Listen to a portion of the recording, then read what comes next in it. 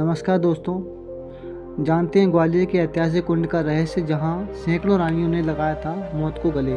जब किले की रसद समाप्त होने लगी और लोग परेशान होने लगे, तब राजा ने किले के बाहर जाकर युद्ध करने का निर्णय लिया। लेकिन इनके पास इतनी सेना इल्तुतमिश की अपेक्षा कम थी, जिसके चलते उनकी हार संभावित थी।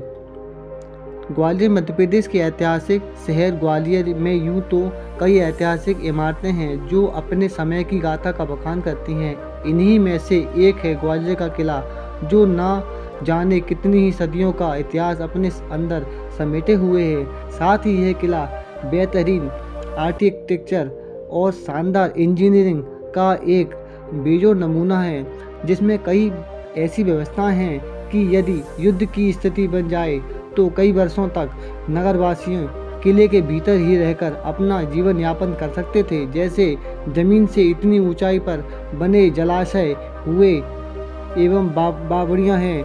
यह बावड़ियां बेहद अचरज का विषय हैं, क्योंकि इन बावड़ियों का जमीन से स्तर इतनी अधिक ऊंचाई पर होने के बावजूद साल भर पानी से भरा रहता है।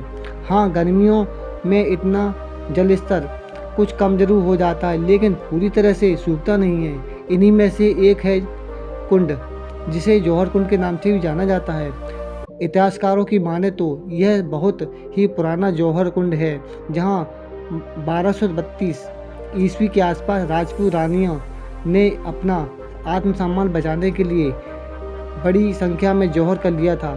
इतिहासविद माता प्रसाद शुक्ल ने बताया कि शाहजहां के लेखक खड़ग राय ने तत्कालीन समय में एक पुस्तक लिखी थी, जिसका नाम था गोपाचल आख्यान। उस पुस्तक में जिक्र किया है कि लगभग 1232 ईस्वी में समुजुद्दीन इस्तुसिन ने ग्वालियर दुर्ग पर अपना परचम लहराने के लिए घेराबंदी कर दी थी। उस समय ग्वालियर पर प्रतिहार वंश के राजाओं का साम्राज्य स्थापित था। इस्तुसिन वंश के राजाओं का साम्राज्य स्थापित था। इस्तुसिन ने अपने ही एक दूत को राजा के पास भेजकर प्रस्ताव किया कि वह अपनी बेटी का विवाह सुल्तान के साथ करके आत्मसमर्पण कर दें, नहीं तो ग्वालियर दुर्ग पर हमला कर देंगे। लेकिन राजा ने प्रस्ताव को ठुकरा दिया था। जब यह बात दूत के इस दुनिया को बताई तो वह क्रोधित हो गया और उसने सैनिकों से ग्वालियर दुर्ग पर आक्रमण करने का आदेश दे डाला, जिससे जवाब में राजा ने भी अपने सैनिकों को हमले का उत्तर हमले से देने का आदेश दे दिया था। दोनों सेनाओं के बीच भयंकर युद्ध हुआ, लेकिन इल्तुतमिश के पास सेना बहुत बड़ी थी, लेकिन वह नीचे थी, जिसके चलते उसे हानि तो हुई, लेकिन वह युद्ध क्षेत्र से हटा नहीं।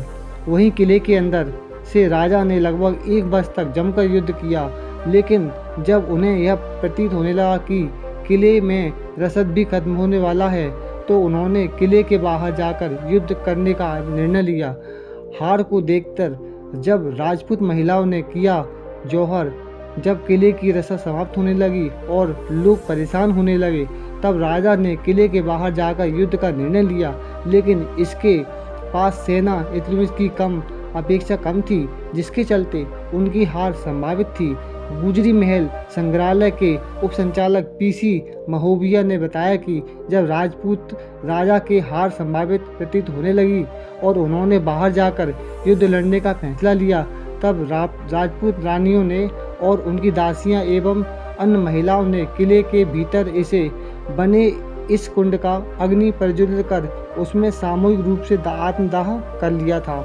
इस घटना के बाद इस कुंड को जौहर कुंड के नाम से जाने लगा, जो ऐतिहासिक रूप से अपनी पहचान बरकरार रखे हुए है। दोस्तों, ये मेरी वीडियो कैसा लगा आप बताइएगा, और इसे वीडियो को सब्सक्राइब जरूर करिएगा, जिससे आने वाली वीडियो में आपको नई वीडियो लेकर आता रहूँ और आपकी मनपसंद आता हूँ, जिससे कि आपका ज्ञान बढ़े, आपको हर तरह की जानकारी मिले। दोस्तों, धन्यवाद।